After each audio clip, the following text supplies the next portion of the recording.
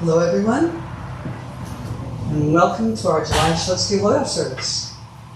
Today we honor family members and friends whose anniversary of their passing is in the month of July and allow ourselves to appreciate how much we are inhibited or indebted to the many loved ones whom we have lost. Today's service will be conducted by our supervising minister, Reverend Fujimoto from the Buddhist Temple of Alameda. Let us begin with a quiet meditation. Please sit quietly and place your hands together in Gasho. Sensei will ring the bell to begin and end the meditation.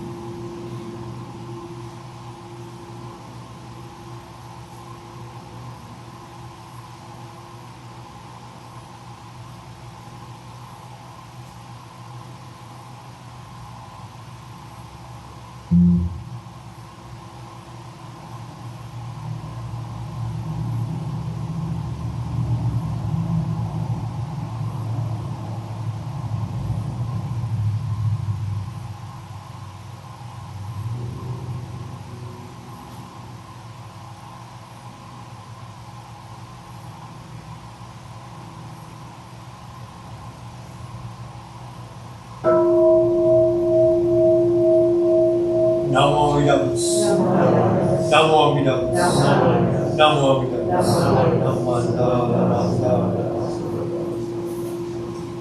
Please stand for the opening gatha, Namo Amida Butsu, on page 174.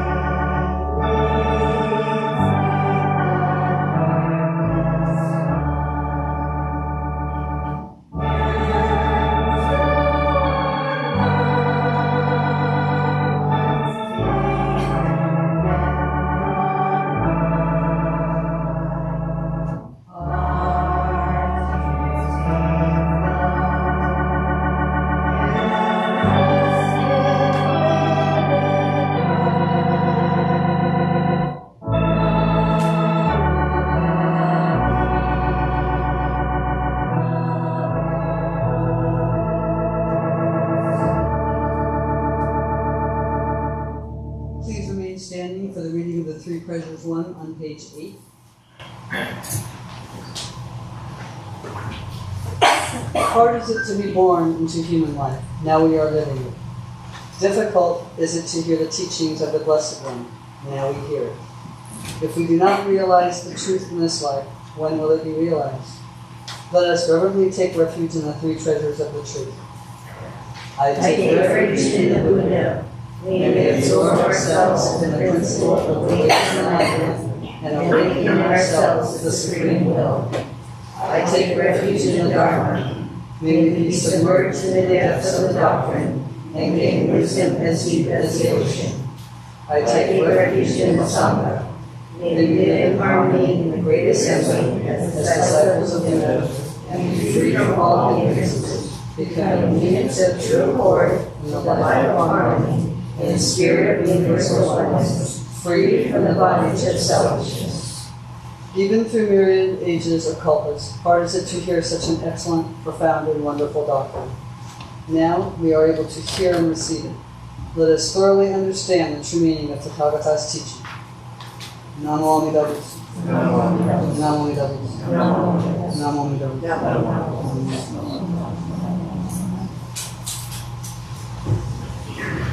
Please be seated. The names of the Shotsukihoyo honorees for this month will now be read. Those family members and friends observing Shotsukihoyo, please come forward to Oshoko during the reading of the names.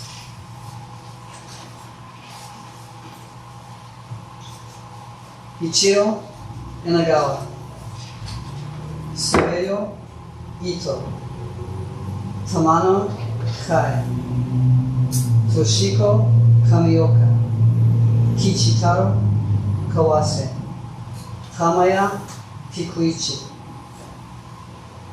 Haikuturo Koga, Yone Korehiro, Asako Matoba, Kichizio Morita, Akio Murakada, Sumiko Otamura, Matsuchichi Otani, Shizue Shimizu, Oki Shu, Tama Taniguchi, Ryoki Yamakawa, Fuji Oka, Jenny Noriko Okamura, Leo Kikuguchi,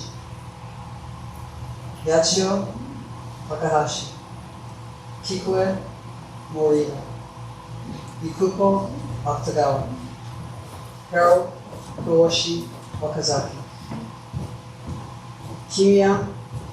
Kimie Paulson, Sui Yong Chai, George Hamamoto, Martha Yoneko Taniguchi, Yusen Shimizu, Yoshio Tsujioka, Fumiko Yoshioka, Ryoichi Yasuda, Kame Yamakawa, Sherry Ren Taniguchi, Morosudu Wada, Roy Morita, Tammy A.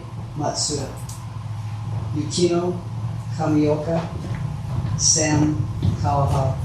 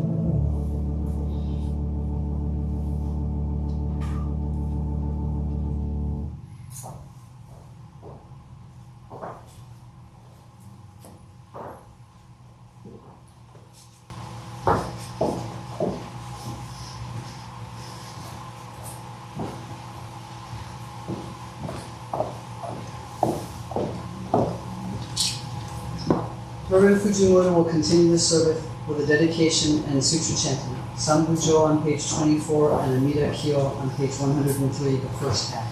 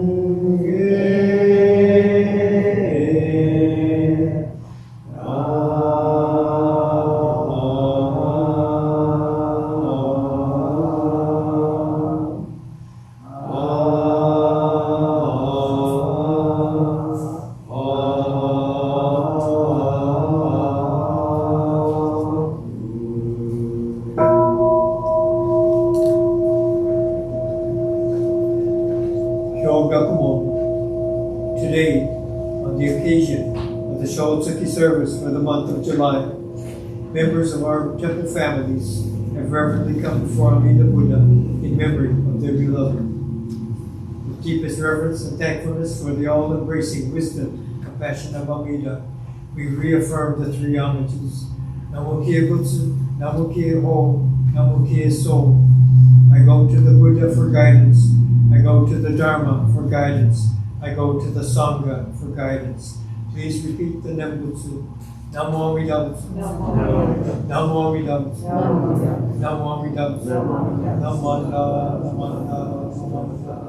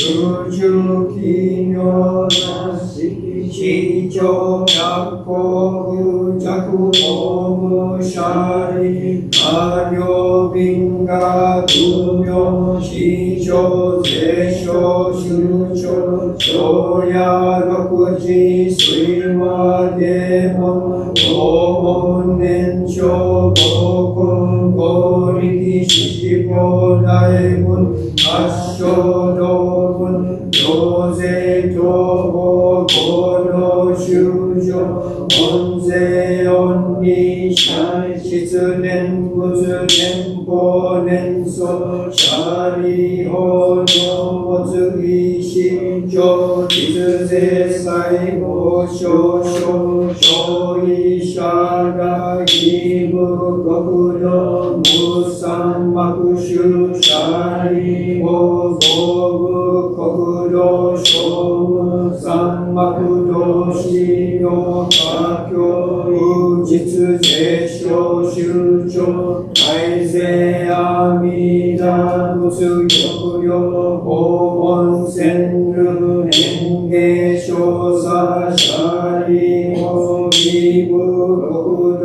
義務水道商法五十九法ラモ睡眠尿温利尿客船重学当時空産門税恩社会人年上念仏年法年相死心社利法国土長寿領税無能症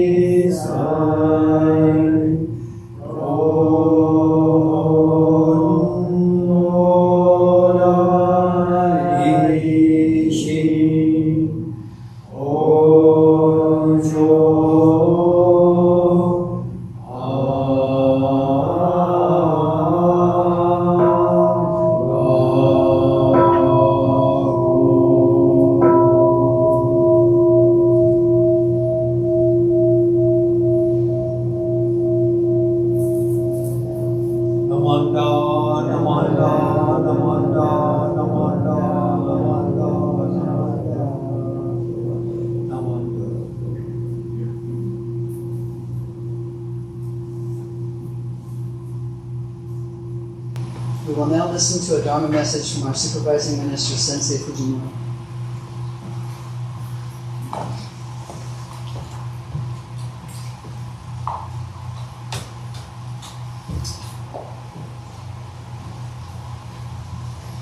Good afternoon, everyone.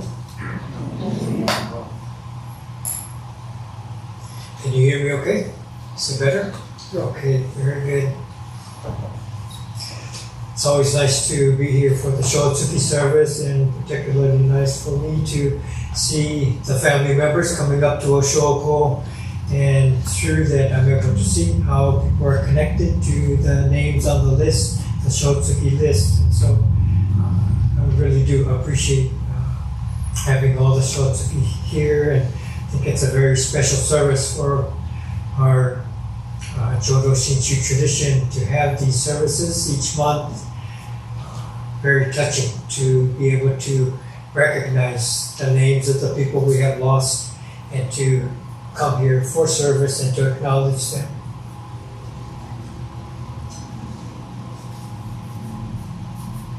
I'd like to begin this service with the reading, so please join me in Gassho. Whether I go before others, or others go before me, whether it be today, or whether it be tomorrow, who is to know? Those who leave before us are as countless and as fragile as the drops of dew. Though in the morning we may have radiant health, in the evening we may be white ashes. Namo Amida Butsu. Namo Amida Butsu. Namo Amida Butsu. Namanda. Many of you would recognize this reading, part of the white ashes from the funeral services that we hold at the temple. I think it's one of our advantages, a gift of being a part of the temple, that we're able to take a very good look at the process of death. We may come to services for our friends, It may be those for our families, and eventually to acknowledge our own passing, that we are able to recognize and to come to acknowledge, come to have a sense of our own passing. And when we are a part of the service, we have these series of services from the Makuragyo, the seventh day, the funeral service, and each of these services kind of guide us very gently to go through the grieving process. So for today, I wanted to talk a little bit about the Makuragyo, the pillow service. Many people come to understand it as the first service after a passing, after a death. And normally that's the case. I was taught that actually it's the last service before passing. And so particularly people who are very comfortable with funeral services, it's comforting for them to have a service before they pass away, to recognize perhaps the Juseige to be chanted and to hear the sutra chanted one last time before one passes away. So there's a comforting aspect in that. Other people who may be not so close to the ways of the temple might feel like, we're hurrying them along. I think we should wait until they pass away before we have the pillow service. That might be more fitting. So there's two different ways to view it, and it might depend on how close you are, how comfortable you feel, and the comfort level of the people who are gathered there when you are have passed or are about to pass, and what are their thoughts of what the pillow service might mean. Sometimes I have been asked to come to a service, and the setting might be different. It might be at home, it might be at the hospital, and sometimes we're asked to have a service there. The person has not yet passed. Maybe in the hospital they are still connected to all the monitors, and the family is gathered there. There are a number of occasions where Charmin and I would be there, and we're chanting just like we did Sambujo and the Juseige, and the whole air in the room, you can feel the pressure in the room just deflating, calming down. Everyone in the room, maybe the person about to pass, even his breathing becomes calmer, more settled instead of agitated. And you could even see on the monitors, they'll just smooth out and not be so agitated. And all these things that you can recognize when we start to chant, everyone, not only the patient or the person about to pass, everyone in the room, calming down. And you can sense this deeper breathing, less agitation in the whole room. There was an occasion, my first pillow service, doing it alone, and I was invited up to the Idaho, Oregon Buddhist Temple in Eastern Oregon, and It was my first visit there, so they were kind of a trial. They would want to meet me, see if they would want me to come to serve as their minister, and it was my opportunity to meet their sangha, see their temple, whether I might feel comfortable to come up there to be their minister. And so it was a big weekend set for me to come and visit, and during the Saturday morning, all the temple members were there to clean up the temple, pulling weeds and trimming the shrubs outside the temple and cleaning up inside, and through that I would be able to see and meet all the people. And that was in the morning, and in the evening they had a welcome meal set up for me, and then the Sunday service the next day. So between the morning cleanup and the dinner, there were a couple hours. So one of the members said, Sensei, my wife is in hospice and she's not doing too well. So she had asked, we would like you to come and lead a service if you have time. So sure, we could do that. Her name was Jamie Hasebe. And so we went to visit her, got a ride to the hospice room, and her two daughters and a niece were there, and knowing that they're going to lose mom or auntie very soon, they were very tearful and crying, and I had not met them. This is the first time to meet them, and being new at this, I didn't know how to transition into just leading a service. So Jamie, I'm Reverend Fujimoto, and I'm kind of new at this, so I still need practice at chanting and everything. So I'm going to lead this service. Does you say give for you? If that's okay with you. And she knew I'm trying to ease into it, and so she's kind of smiling and just kind of nodded. And so we went into the service, and I did the sutra chanting, and not only smiling that I'm new at this and stumbling my way into this, she just felt so comfortable to hear the chanting. She was kind of smiling, and she looked content and full, and her daughters and nieces kind of subdued. Their crying became not so agitated, but calming down, gradually calming down. So this is my first kind of Makurai Pillow service on my own. And as I was doing the chanting and completing that, I remember being taught that when you become a minister, the robes speak, and you come to know what that means, and it's not my own words, not my own chanting. The Dharma speaks. So I just happen to be conveying it, and when you come wearing the robes, we carry the Dharma, carry the chanting, and the robes speak on their own. And so because of that, you want to carry the robes and the manner in a way where you can allow for the Dharma to come through. And so I really felt that at that moment. So there's another story I wanted to share, and this is a Issei woman by the name of Hisako Brown. And so this is a couple years later after I had been at that temple for a while, and their services later in the day starts at 11 and not a morning service. And so when you finish service, everyone goes to lunch. And so after they go to lunch, I'm cleaning up and taking the flowers down and the fruits down, and changing from my robes to my clothing, normal clothing. And Charlotte happened to be helping me that day, and it takes a while to clean up a little bit, a couple hours. So it's 2 in the afternoon, and normally everything's concluded. Sunday afternoon, you kind of, everything's done, and all the preparations for the week have concluded, and you kind of relax a bit. But a phone call, normally you don't get one, so you get the call, and the daughter of this Hisako Brown is calling me. So my mother is in hospice, and we're looking for a Buddhist minister to see if she might be able to come.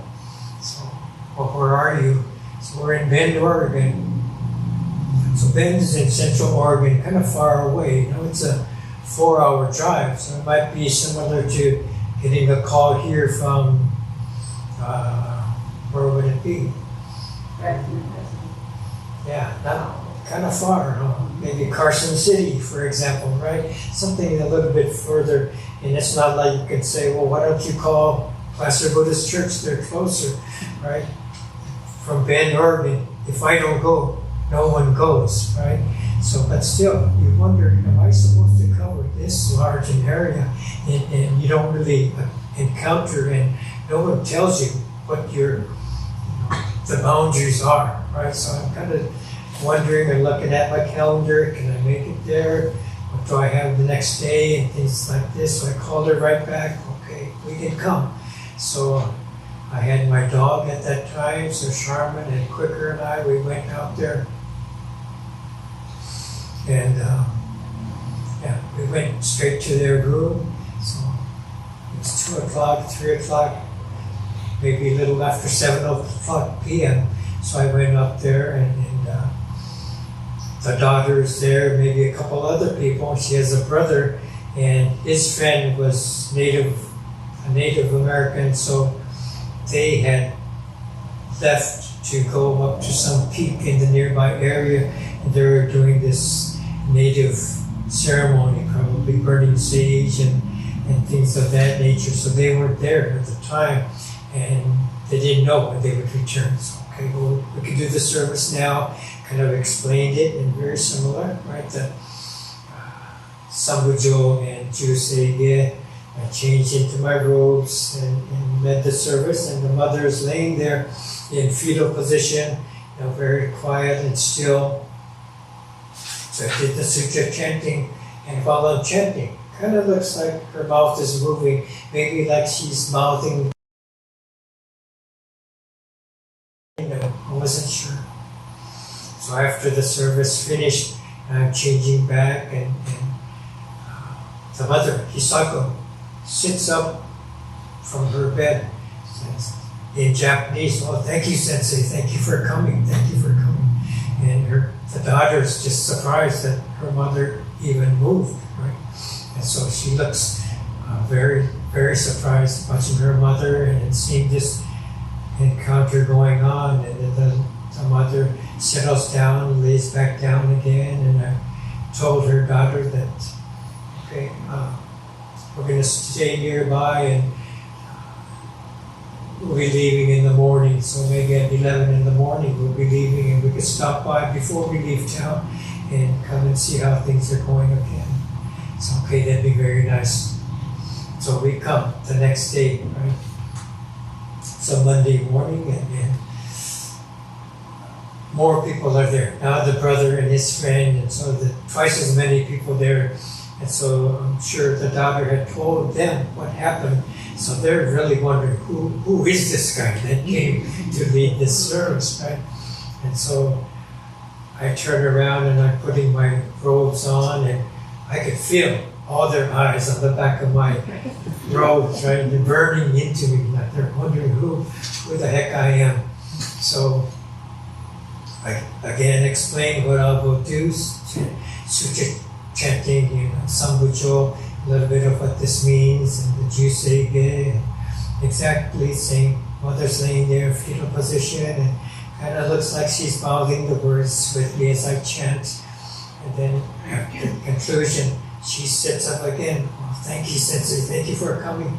And so they're just astonished and shocked again. And after a little bit, I help her settle down, and she lays back down in fetal position, and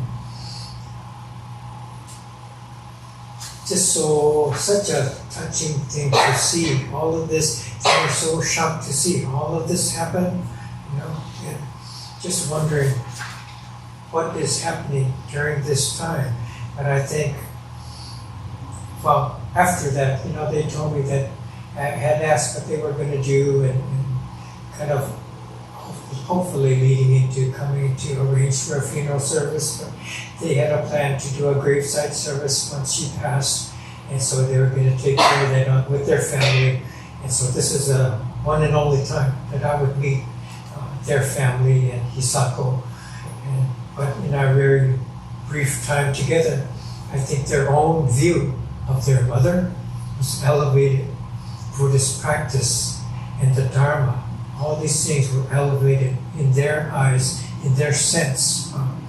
And so their connection to each other and their connection to the infant, to Alameda, all became more real to them as we went through these two services together. So I think for us, through our own practice, being a part of this temple, support of the temple, through membership, fundraisers, during our bazaars, bento drive-thrus, and monodori, all of these things, through supporting the temple, we provide these kinds of opportunities to share the deepest truths of the Dharma. They might be very brief. We never know when or where or how, but these karmic conditions go in, they just arise.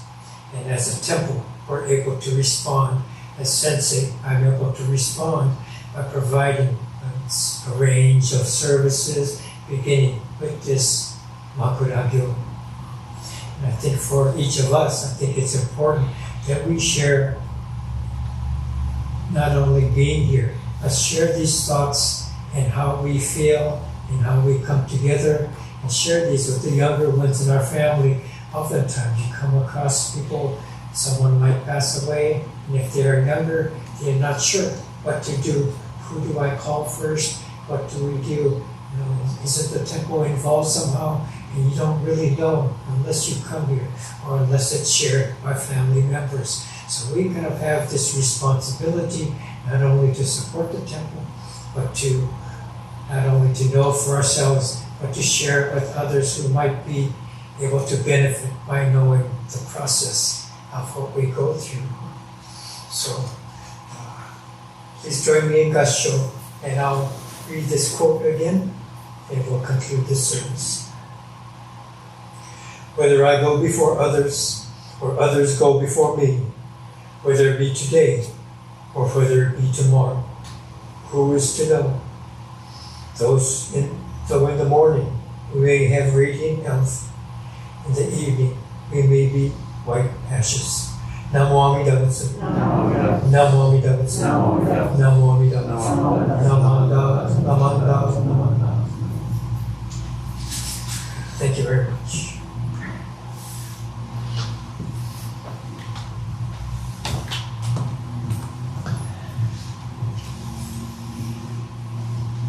Thank you, Sensei, for sharing that beautiful Dharma talk.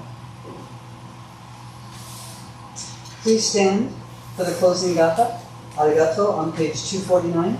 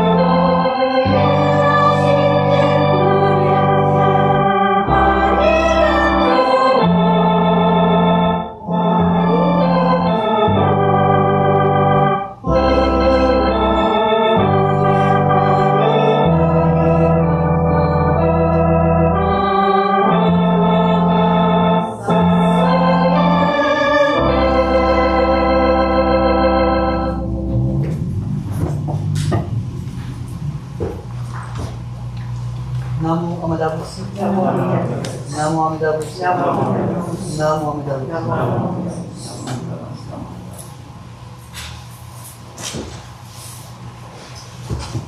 Are there any announcements?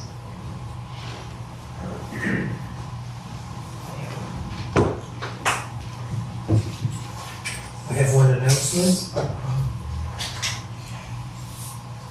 The Buddhist Churches of America are going to have their second annual virtual art exhibit. And so you might be seeing this poster either online or hanging here at the temple, I hope. And last year was the first time we did this, and we were going to have it up for 1 week. And it was very popular that we had it up the whole year. And so many people were able to visit the site and see on the computer different works of art done by members and friends throughout the Buddhist Churches of America. And so I'm leading this and hopefully trying to find more and more artists who can participate, contribute. So if you know people, if you have your own artwork that you would like to share, send me an email or give me a call, and we can make arrangements and submit these. So on the poster, and you'll find this would be provided, but there's a link in to register. It's very easy to do. You can just follow the instructions or call me directly and we can do this together. But please keep an eye out if you have people in your family that might be wanting to show their art, share their art. Please include them, and we like to grow the number of people who are able to participate. Okay, so we hope to have the show in September, Ohigan time, and so we can receive registration and submissions next month, middle of August. Okay, thank you very much.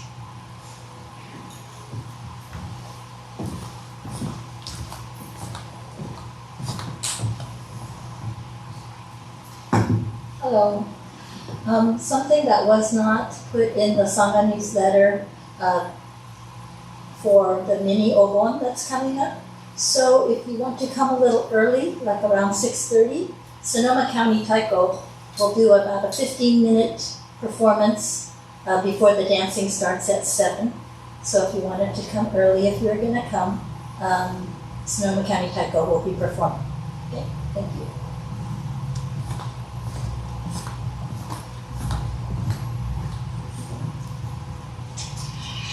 This concludes today's service. Thank you, Sensei, for your Dharma message. Thank you, dear Oyagi, for the reading of the Kancho. Thank you, Kit Masuda, for the music, and the July Toban for the flowers and offerings. We will not be meeting in the hall. Light refreshments will be served outside. For those of you who haven't had a chance to Oshoku, you may do so before leaving the Hondo.